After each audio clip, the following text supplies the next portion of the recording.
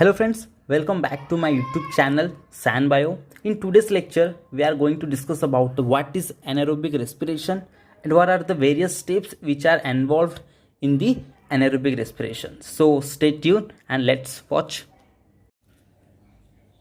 Okay, let's understand what is anaerobic respiration. Anaerobic respiration, basically it is the another way of producing energy in the form of ATP by the cell when oxygen molecules are not present inside the cell. So in this anaerobic respiration, the respiration process occurs in the absence of oxygen molecules. Basically this takes place when by the mitochondria of the cells are not producing that much of amount of energy, or in the type of the cell where mitochondria is not present.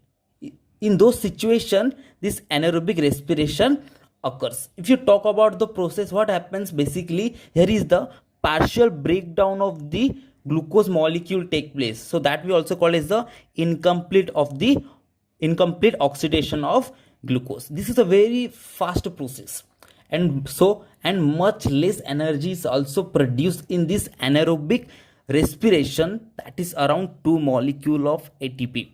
And end of this anaerobic respiration, there are some products and byproducts like alcohols, organic acid like lactic acid, and some carbon dioxide also releases. This anaerobic respiration, basically it consists of two main steps. First is the glycolysis, which is followed by the second step, that is the fermentation. Glycolysis, basically it is a common step or common process in the aerobic as well as in the anaerobic respiration. Basically this glycolysis occurs inside the cytoplasm of the cells. What happens in the glycolysis? As we know, in glycolysis the 6 carbon containing glucose molecule will get converted into the 2 molecule of pyruvate acid along with the release of the 2 molecule of adenosine triphosphate, which is the energy molecule. Now this 2 molecule of pyruvate acid now will enter into the second step of the anaerobic respiration, that is the fermentation.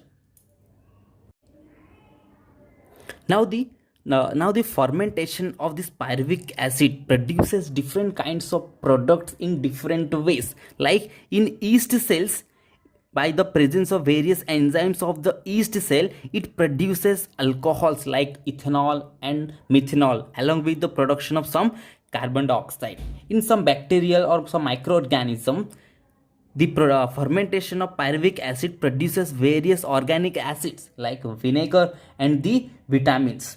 In some muscle cells and in some erythrocytes, by the fermentation of this pyruvate acid produces lactic acid along with the carbon dioxide releases. Especially in the energy demanding processes like exercise and during the running, what happens, the lactic acid which is produced in the muscle cells by the fermentation of the pyruvate acid now will accumulate in their muscles, and that will cause the tired and pain in our muscle cells.